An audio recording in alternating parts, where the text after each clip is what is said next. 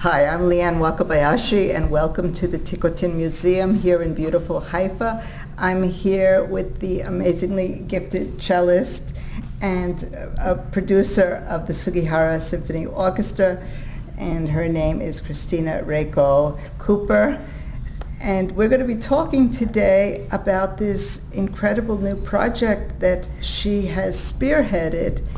It's a project to make Chiune Sugihara's name even more appreciated, more recognized in the world. Up until now, there have been books about the man who saved many, many lives by issuing visas in Lithuania. He went against Japanese government orders to issue those visas, stamping them for approximately 10 days, day in and day night, in order to get out as many people as possible during the hardest time in the war years. And there have been movies made about it. So why make a concert performance out of it? Okay. Well, first of all, thank you for having me, and I'm really excited to do this interview and to speak with you. And especially given your background, it's very interesting to speak with you. But maybe I should back up and talk about why I was even interested in Sugihara. Right. Okay, sure. So, I'm a Japanese American. I was born in New York to a musical family. But to make a long story short, I fell in love. I fell in love with a very wonderful Jewish man, modern Orthodox in New York years ago. And again, to truncate the whole very nice story, eventually after a lot of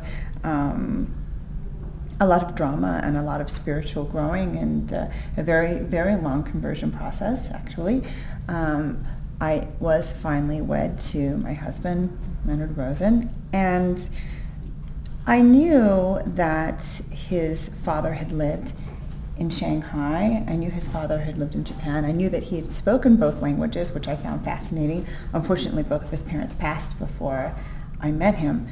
But it wasn't until we were married about 3 or 4 years that I first heard the name Sugihara. And that happened because those coins, you know how Yad Vashem issues these coins about the righteous among the nations, and one was issued for Sugihara and was sent to my husband. So he received this, and I said, what is this? And then he proceeded to tell me this whole story about Sugihara, and being half Japanese myself, learning the story about this humble man, actually, who did not a complicated act. He wasn't this outsized hero. He was actually, he was just doing sort of in the tradition of the samurai, Bushido code. He was just doing what was right.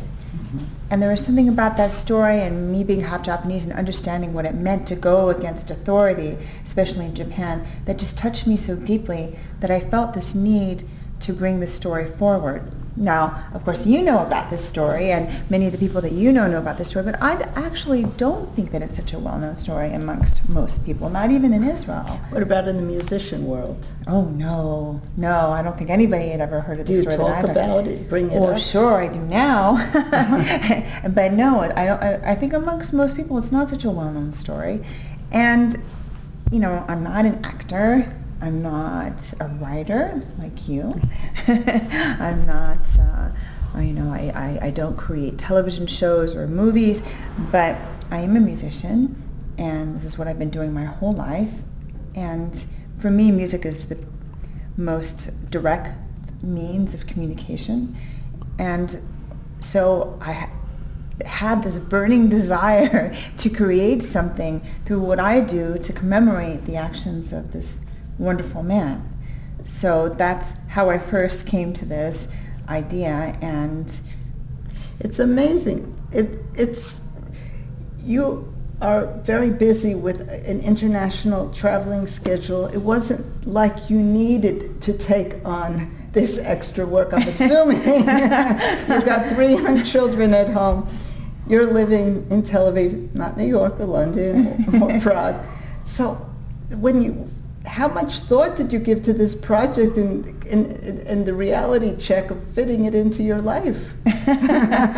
Maybe if I had thought it through thoroughly, I wouldn't have done it. Okay. But no, I actually just felt this, I really felt this need to do it. It really became like this burning passion that I couldn't get rid of this thought. I had to do something. So I was just trying to think of the best way to bring this forward, because it's not a natural idea to have like a cello somehow tell the story of Chiune Sugihara and what he did and what it means to the world. And I think I need to put in there that it's especially at this juncture in world history, I find his story to be very cogent with all the mass refugees around the globe and sort of the uprisings of some totalitarian governments and all the strife and conflict that we have going on. I just knowing about this man who just took the steady course and just did what was right. Would you like to see Japan doing more as a result, that the names, because Sugihara is so much out there in the world and what he stands for, is it your hope as well that Japan will find or appoint a new Sugihara in this generation? Well, I would hope that in this whole world that we could find more Sugiharas. And I mean, I think what I love about his story so much is I think that's possible. It's not like Oskar Schindler, who is this outsized character, in every way, which for so many people is very entertaining, but is not something that can necessarily speak to their lives. Whereas I feel with Sugihara that we all have an inner Sugihara. It's a question of accessing and having the strength to hold it and to be it. So I don't think it's so out of the question. It's just, I do feel though that having his story out there can be a source of inspiration, I hope.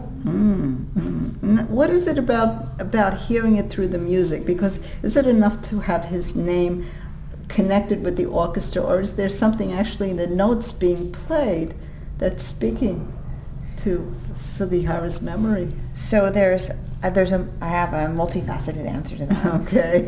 One is a very non-objective answer, which is that I believe that music is, again, not only the best means of communication, but is a universal language in that it doesn't matter if you speak Yiddish or French or Japanese.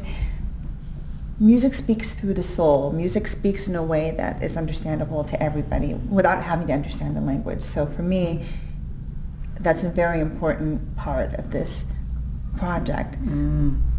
Even more selfishly, or not, even more non-objectively speaking, I do believe that the cello is the closest instrument to the human voice and is able to communicate emotions in a way that most instruments are not. How so? Explain to me how that works.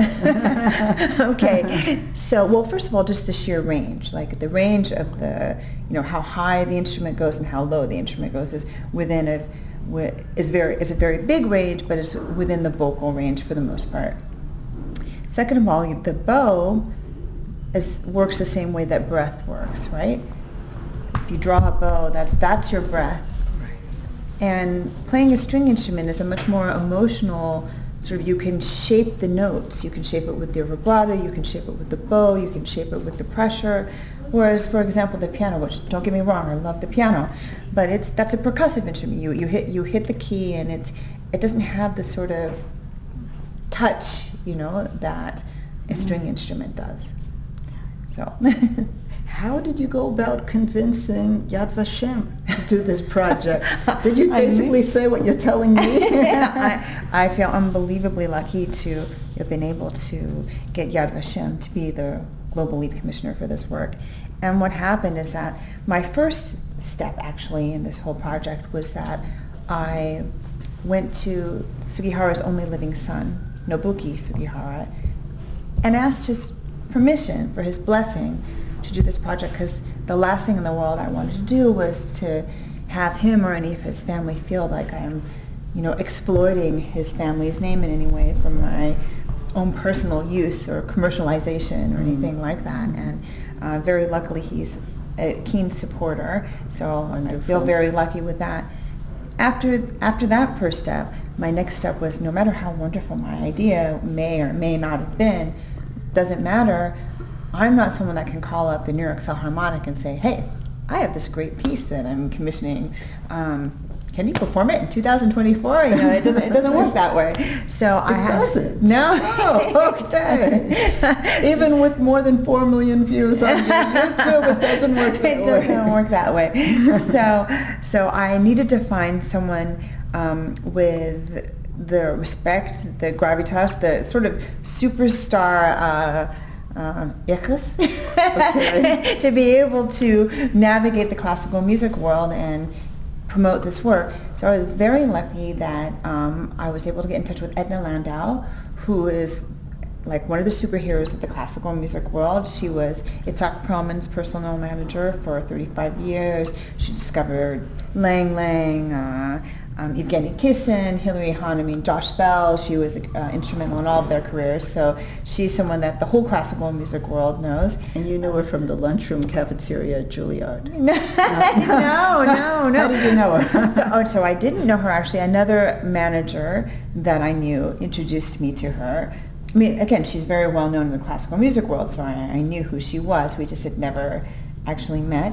And you're going to find this amusing. So after I had this initial conversation with her about me and this project, and she's very particular about what she takes on, at the end of the conversation, she seemed quite positive. I said, Anna, I have to divulge something to you, and this may make it a moot point for you because it's very difficult. I said, I'm Shabbat observant, and that means that I can't perform on Shabbat. I can't perform on any Friday nights, and a lot of Saturday nights also don't work, not to speak of all the Chagim, and I know that for many managers that makes it a non-starter because so many concerts happen during Shabbat. She started laughing, really laughing, like a big belly laugh. And she's like, I'm Shomer Shabbat as well. She's like the only person in the classical music world that's also Shomer Shabbat. Perfect. No more explaining, dear. I didn't have to explain anything to her at all. I still don't. So then, what did she do with your pitch, your proposal? So then, after we had shaped this, we decided, look, we needed to have something or someone or some organization behind us to give us to sort of elevate the project beyond just the classical music world, because the classical music world is wonderful, but it has a far reach but not a wide reach, shall I say, right? Right. And this is a story that I thought was important to tell in a wide way. Right. So we were thinking, what would be the perfect organization to help us with it? Oh, Yad Vashem. Could there be any more perfect place to take coins this? Jingled in your pockets. Yes. So, fortunately, she happened to go to the same shul as someone that was on the board of the American Friends of Yad Vashem. And there were a few other connections there, and eventually we were able to pitch this project to them, and they took it. Have they ever done a commission like this before? No, they haven't. It's quite extraordinary. It is extraordinary. And was there a lot of deliberation between the start and the decision to? I'm not sure. I wasn't really privy to that part. I mean, they made the decision rather quickly, to tell you the truth, after we made the initial And pitch. they just happened to have the spare cash to do it. Well, I'm not sure if they had the spare cash, but they were able to get together. Commit to fundraising. Yes. On their side to do the fundraising. Yes, they promised the funds for the commission itself, yes. So I see that this project is breaking a lot of glass ceilings. Okay, you've got Yad Vashem being involved, which is extraordinary.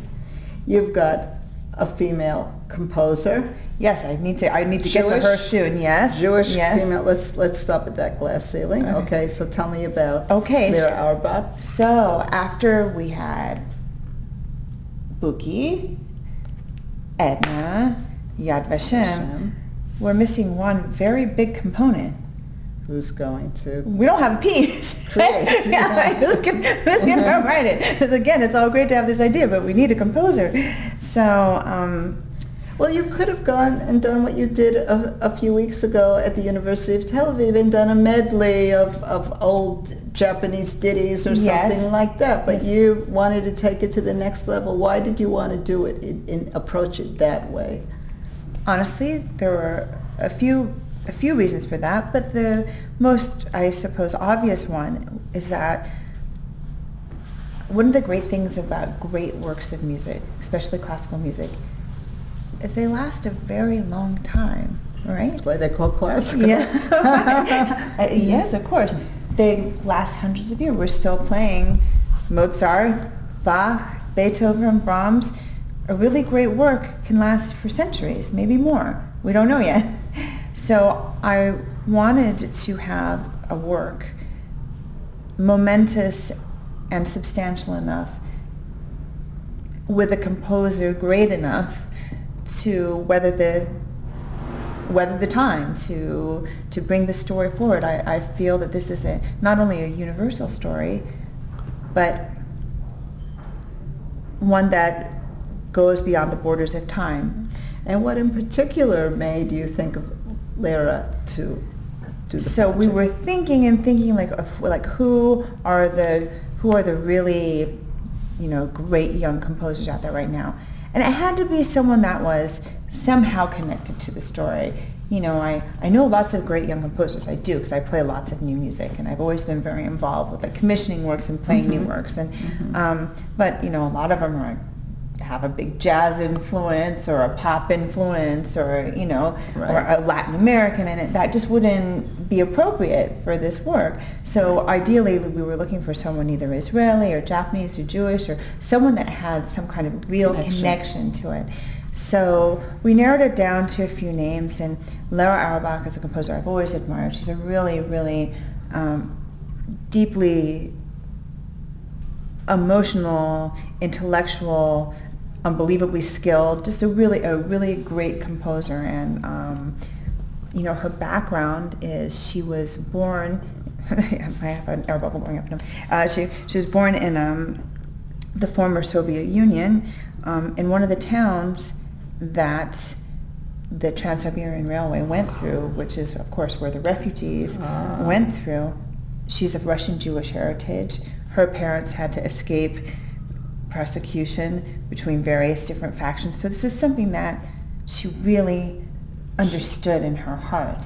Yes, heart on a and cellular soul. level. Yes. Does she bring in at all references to Jewish music in the... A great deal, and in fact the entire librettos in Yiddish, which is quite remarkable. I don't think that there really is any other sort of big monumental classical work written in Yiddish.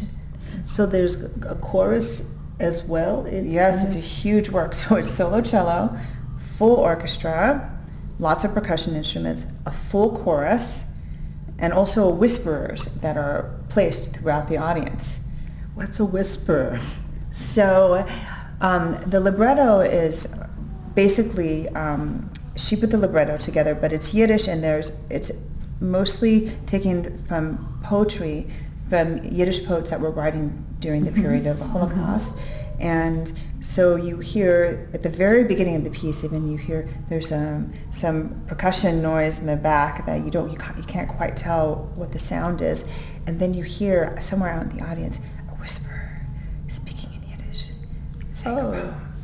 Wait, let's back up. You said Yiddish poets writing at the beginning of the Holocaust. Did they survive? So none of them are alive now. A few of them, two of them did survive, I believe, and the others perished. So this was actual very precious writing. Yes. That was saved. Yes. That's incredible. So she feels very, very attached to this. Oh, yes. To this piece.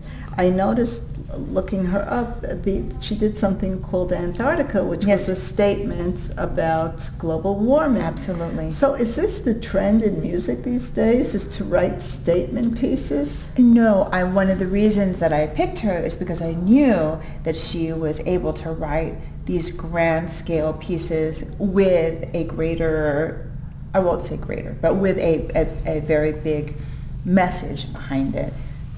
Right. Because not all composers, composers are skilled in different ways, and someone that can write the most clever piano trio with a sort of a jazzy feel to it would not necessarily be able to write something on such a grand scope with such a serious subject matter.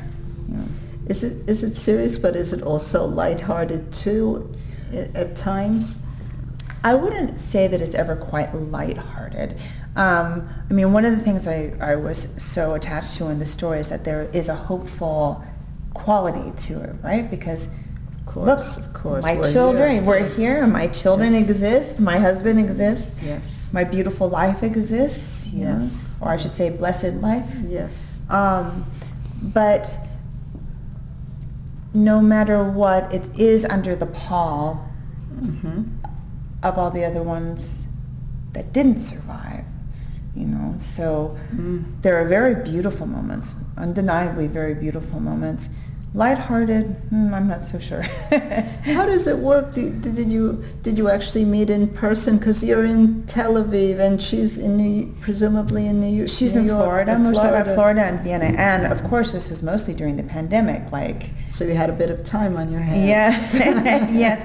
So I did go visit her in Florida when she was beginning the piece, and I went to Germany where she was involved in another concert to rehearse before the actual concert. So when you meet, do you take out your instruments and sit at... Yeah, sure. You do? Yeah, and you try out different things together? Sometimes, yes, indeed. That's amazing. So you have this conversation, what about this, or is this the right tone, or is that's how... Yes. Is it different working with another woman, another Jewish woman? There's a different quality or... It's interesting that you mentioned that, because I would have said in the past, it doesn't matter if it's a boy or a girl or whatever, and I've played in groups with both, but there is something singularly different about the female energy, in my opinion. They're I don't want to insult anybody here. It's just different. Males, males tend to be more direct in a way. Mm-hmm. There's something more. It's going to come across. I'm afraid to say anything because softer's the wrong way to put it. Maybe a more soulful or a means of communication that's. Girls to girls are able to speak in a way that girls to boys aren't, actually, I think, for the most part. But you wouldn't use the word collaborative, would you? Or connected? That there's a kind of unspoken connectedness? Maybe there is. Maybe there is. Or maybe an unspoken understanding in some way. That's beautiful. Is she also a mother too? No, she always says that her many works are her children. Her children, right. Let's go back to your children. I want to know, because this is really an exciting thing to send a message out to other working creative moms. How do you do it? How do you juggle? Are you at home most of the time? Are you on the road part of the time? Are there seasons when you're on the road? How does it work? So let's put the pandemic aside, okay? Right, because that's a whole other that's a whole other chapter. Although it's interesting because my 7-year-old, he's had so much time with me at home in a way that the other kids haven't.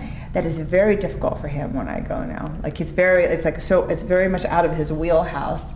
So how does that work when you go? How long do you go for? How does it? So it depends. My husband is he's an investment banker and he travels quite a bit too, but his trips tend to be short. Mine tend to be a bit longer, so they're planned much further ahead, which makes it easier in some ways, but the sheer length of them makes it... How long could it be for? So, for example, my trip to Prague is now like a week long. I'd say they're usually, we try to keep them under 2 weeks no matter what. I try to make that the rule, Yes. Because I feel like once you're away from things for more than 2 weeks, you start to lose the feel of the day-to-day, and you lose the connection a little bit of what everything feels like.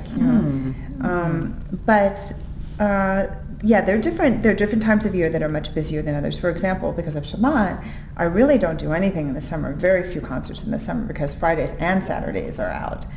Right? Yeah. Which I would say that's like 95% of the concerts. Well, but aren't there music festivals like Tanglewood that have weekday? Have you performed at Tanglewood? Actually, I've never performed at Tanglewood. I have not. But like Aspen and all those places, sure, I have. But no, even then, like especially if you're playing in front of an orchestra, it's usually somewhere in that weekend rotation, whether it's a key rehearsal, like even if you were playing a Sunday matinee, for example, which is not such an uncommon thing. Right. If you can't rehearse at all on Saturday, it's a real problem. Right. So that's good for your kids. It's good for unless you send them to camp. Which I have sent my oldest one to camp, but don't even mess around with the younger one. No. He's not ready for. Yeah. No, in fact, we have an apartment in New York still, so we usually relocate to New York for the summer, and the little one. He was very happy this last summer because we sent him to chess camp the whole summer, which sounds like it wouldn't be. First of all, he's very good at chess, but second of all, it was literally across the street. That's perfect. So you knew where he was. Right. Let's go back. Tell me again how you managed coming back on within a 2-week period to be with your family. What does your life look like day to day, because you're not only juggling so much administratively to pull this off, but you've got to practice. How many hours a day do you practice? So it depends. I'd say anywhere between like 2 and 8 hours, just depending on what I have coming up. But yes, I agreed that I'd say this project, although I've done some things outside of strictly playing the music. First of all, I'm a professor at the University of Tel Aviv, so I've had to prepare lectures, and and I've done lectures in any case. And I sit on a couple of boards. But this whole new administrative aspect of like creating a whole project is something quite new for me, right. And it has taken an enormous amount of work. Enormous. I've enjoyed it. I've learned a lot, but you are hooked to that computer. Like, I never knew that I would spend so many hours on the computer writing emails, organizing schedules, trying to, looking at contracts. It just never occurred to me that would be something that I do, but it's been how do I balance it? I'm not so sure I balance it so well. Do you do it with support? Do you have Well, Edna, of course, helps a great deal. Mm-hmm. Great That's deal. Good to hear. There's also another wonderful woman named Sonia Simonauer who is dealing with the European bookings. So she's also done an enormous amount of work. But, and honestly, I'm not a good graphic person, so someone helps me with the graphic design of certain aspects. Like I did, for example, I had input into it, but I didn't design the website that's dedicated to the project.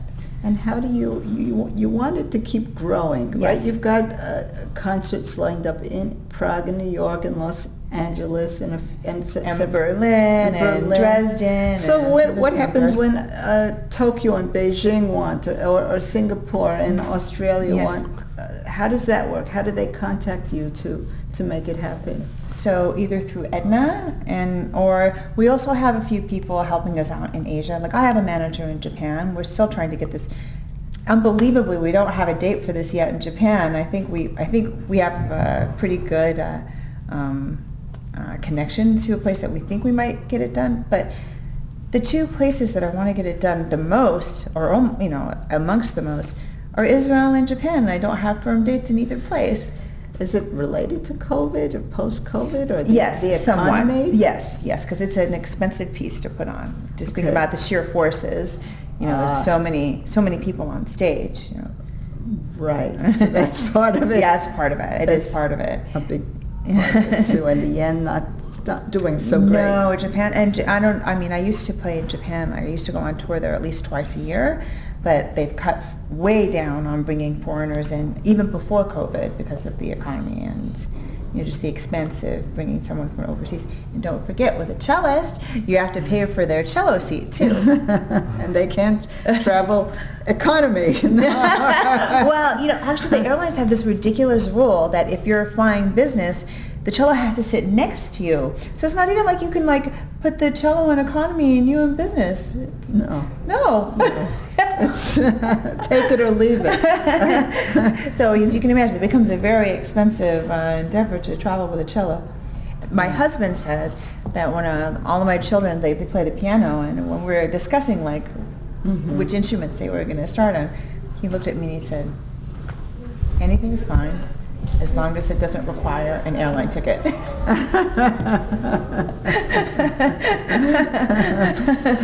Let's talk about your husband. You said you seem, after all these years, madly in love. You've been married for how many years 15 now? years. 15 years. Yeah. How long was the courtship from the time you met him till...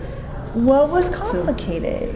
I understand. But that's part of what makes it enduring and makes it really very special. But it was complicated. It was very complicated. When we,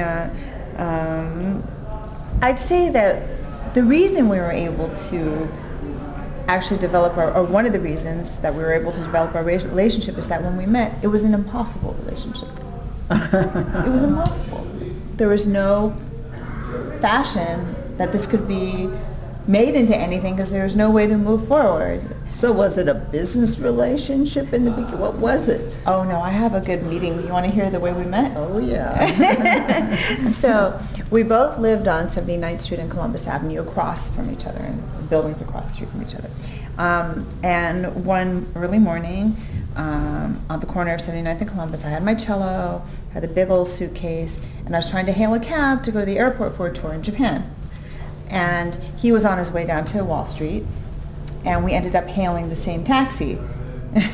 Now, in New York in those days, before Uber, before any of the car sharing services, it was very difficult to get a cab going in that neighborhood downtown. It's like people would get into fisticuffs over it, and he very gentlemanly allowed me to have the cab, and even helped me put the suitcase in and everything. That's fair. You're going to Japan. He was going to Wall Street. Come on. Well, he didn't know that. Oh, I guess he saw the suitcase that way.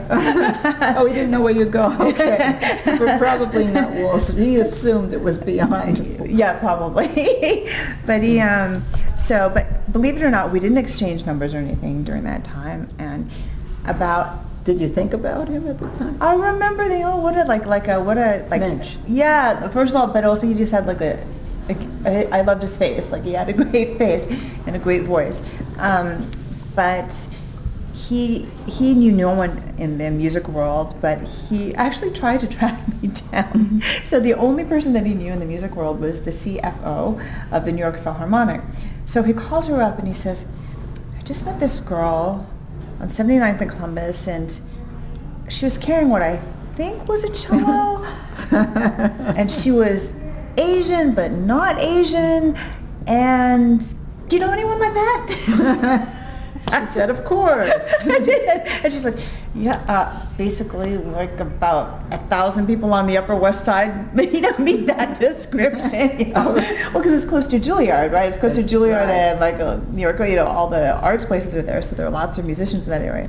And a lot of them are Asian or partly Asian. So anyways, he didn't find me that way, but we ran into each other about a year later. A year later. Yeah. I was walking down the street and I heard, oh, hey, it's the cellist. And you're both single. Yes. and at the time, I didn't remember who it was. I have a terrible memory for faces. So I was just like, I must know who he is. I'm just not placing it. And so we were walking down the street. Then he got in the subway with me and lied and said he had to go downtown too. And so we were talking and talking and talking. And finally he looks at me and he goes, you have no idea who I am, do you? He said, he said that to me, and I said, and then he told me the story about the cab and the cello and everything. Like, oh yeah, okay. oh, that's what he meant like I'm a rock star. Oh, no. And then we exchanged numbers. And then it took us another 3 months before we went on a first date, because I was on tour all the time. He was coming back and forth between Israel all the time. And I remember very distinctly, he called me at home and to try and find a time to meet. And I was very excited, and I remember telling one of my friends, no one's ever called me for a date from Israel before. It was like so exotic to me. But yes, it took, our courtship was years. It was, I don't know, 4 years?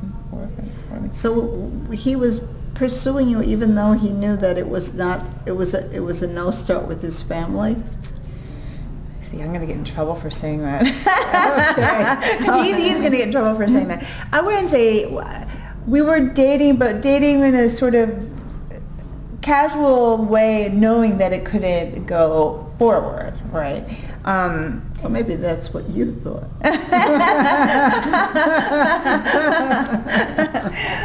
But at a certain point, it became, evident that we had pretty strong feelings for each other, and that's when the struggle began, And, it took a while to even get to that point, but I did start looking into conversion classes in the process, and I was on tour so much, like going to regular classes wouldn't work just because I couldn't be there on a regular enough time. So I started taking private lessons, and it's not like this was a completely foreign thing to me. I mean, half the musicians at Juilliard are Jewish, and I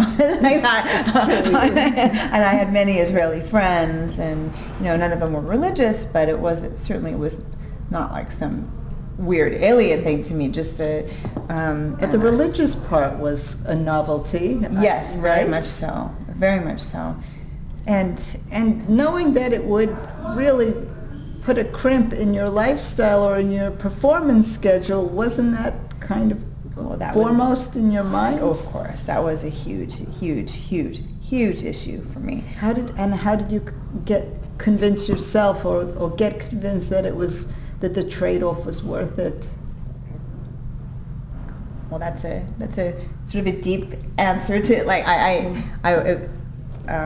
there are quite a few factors that go into that, but let's put it on the more superficial level. Okay. Superficial might be the wrong word, but you look at my husband and see what a sincere man he is, with deep integrity, with a calm self-confidence and a feeling of where he is in the world. There's something that I know comes from the way that he was brought up and in his beliefs. I know that's very much part of the fundamental reason that he is the way he is. I saw many of his family, I saw many of his friends. They all share this quality. It's beautiful. And I come from a background that's much more chaotic. I moved out of my home when I was 12. I lived alone in Paris. My life has been not stable. To pursue your dreams. Yes. And I often felt like the ground was shifting under my feet, and I didn't feel stable, and I didn't feel like I knew where I was or where my soul was, or I saw that, I felt that, and that made me interested to know where that came from. And once I started delving into the learning itself, I found that, of course, incredibly interesting and intellectually challenging and beautiful. And you said something, I think maybe on the trailer to the documentary, which is amazing. It's very exciting. When is that going to come out, by the way? Well, so we're still looking for funding to finish the documentary at this point. So I guess we're waiting to see if and when that happens, although we think it will. I mean, having Mark Wahlberg's name behind it, it's not Great, that. great. I hope it's soon. So you took this on because you saw that it was adding value to the whole package of who you were. Oh, of course. Yes, of course. But most musicians, I don't know if they would see that. And that's, I understand that, and that's would be true for most people. But for me, it's not.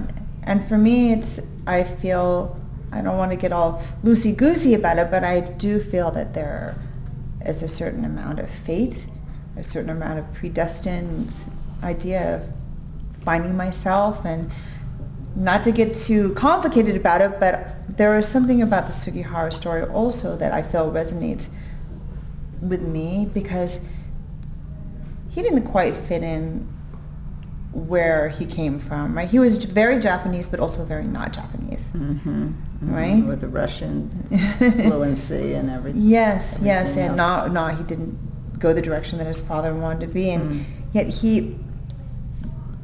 there's something for me about, I had to find myself, and for me is what resonated. And it was that same resonance when you made the joint decision to move to Israel, because that kind of took you out of your home turf, your orbit for many, many years. Yes, that's How did true. that come about, that decision? Well, again, nothing's ever just one, there's never one answer for that. I mean, the most obvious answer is where my husband's job was. They asked him to move to Israel. But also, he could have said no, he could have done something else. But once I converted, we sort of wanted to experience what it meant to be in the land of the Jews, to be in our homeland, and which is a very different experience than being a convert or any kind of Jew in the United States, for example. Not to say that one is, wrong and one is right. It's just a very different experience, and this is the one that we wanted to have. And that was how many years ago? Oh, 15 years ago. Right after we got married and moved to Israel. Oh, so the children were all born here? Yes. Amazing. Yes. They were all born in Jerusalem. Oh. Shari Tzedek? No, and I'm losing my mind. Hadassah. Mount Scopus. Mount Scopus. Nice. Oh, beautiful. So the children were all born here and they speak fluent Hebrew. The older two do. The youngest one, because of COVID, actually, because of he first went to a bilingual GON where his particular class happened to be very English heavy, so he learned almost no Hebrew there. And then when he started actual Kita Aleph, it was in the middle of the pandemic, and they just didn't have school. He wasn't, so all he was English. So his Hebrew it's getting there. It's getting better. There. I'm going to close with, last but not least, is probably the most important thing, which is your Japanese identity and how it all fits together. Do you take the children to Japan? Have you taken? Only the oldest. I'm dying to take the other two. Dying. I mean, obviously the last few years have been impossible. So, but that's our next big family trip. So where would you take them if you went? What places? What's on the top of the list? Well, I think probably a lot of the obvious ones, like Tokyo, of course, everywhere. Well, where's your family from? Tokyo, but also Kamakura, where my great-grandfather is buried, and I'll take, he was a very famous haiku poet, so I'll take them around to the different monuments for him and museums for him. Obviously Kyoto. Say again his name. Takahama Kiyoshi. Takahama Kiyoshi. Okay, got it. I would say he's probably the most well-known haiku poet of the 20th century. I want to take them around to see that. And Kyoto, Sapporo, of course. Why do you say of course? Why Sapporo, of course? Although, of course, now that we're kosher, it's not as good as before I was kosher. You have a heavy suitcase. Yeah. Yes.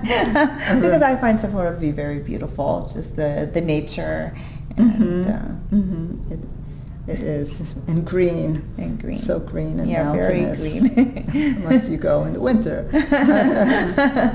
Right. And what about your children's identity? Do they look a little bit Japanese, or is it not so obvious? I'd say the little one, 0. He looks like a little Polish boy. So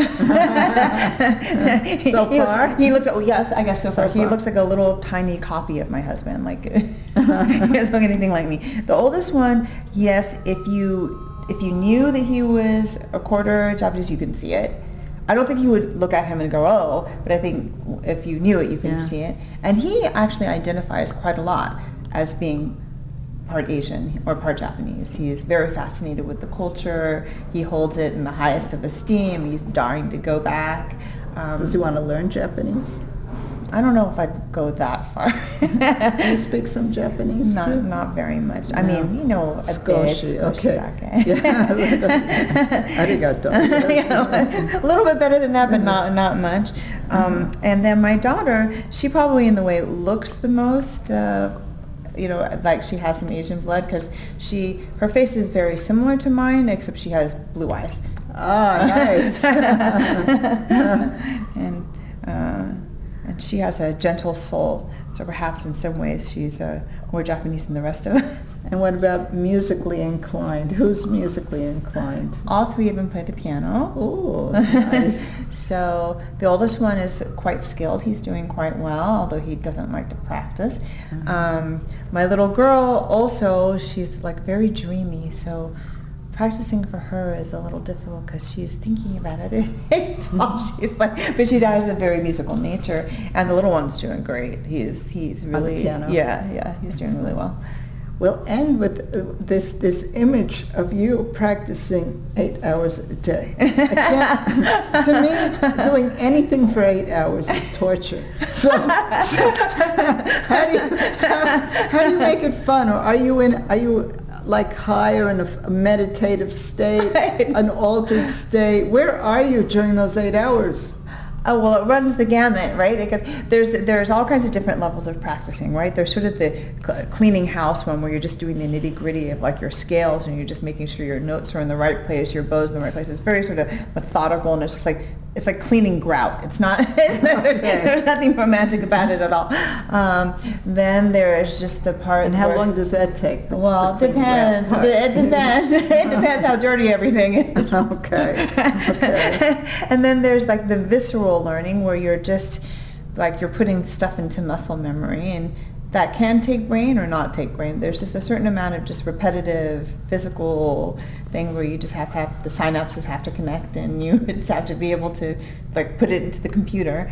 And then you have you can't be inspired while you're practicing all the time. That just doesn't work. So that will even mean like you put the metronome on and you do something very slowly, and then you put the metronome up another notch and do it a little bit faster. Sort of brainless work, but just like putting it. And then you have the more inspired part where you're really trying to bring the emotions and convey the message of what it is that you're trying to say about the music or feel about the music. And that's another level of practicing. So it depends on, it's like you describe it as almost like chamber by chamber, going to the inner chamber. Yeah, maybe to get that. And so doing it the 8 hours. Are you in that state until you get to that inner chamber?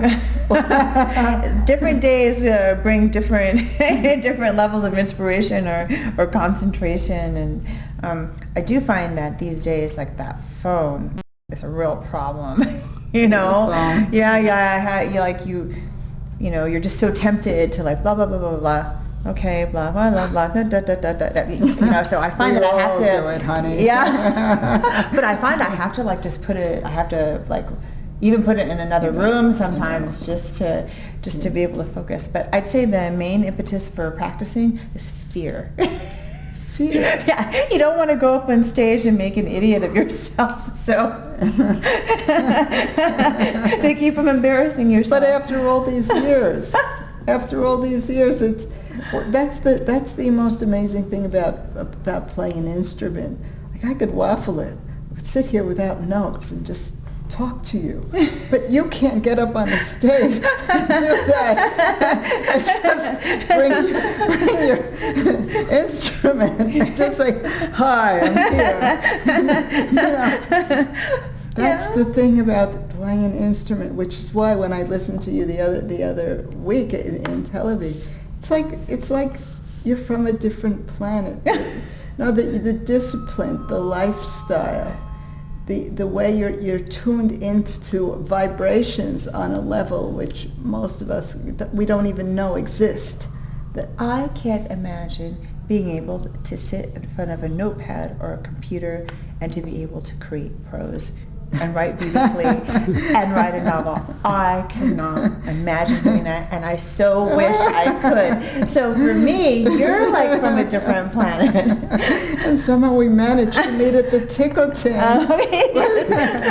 with your Japanese middle name Reiko and my Japanese last name Wakabayashi, and here we are in Israel on January 3rd, 2023, having this amazing conversation. Thank you so much for being here. Thank you so much. Arigatou gozaimashita. Thank you. Thank you both.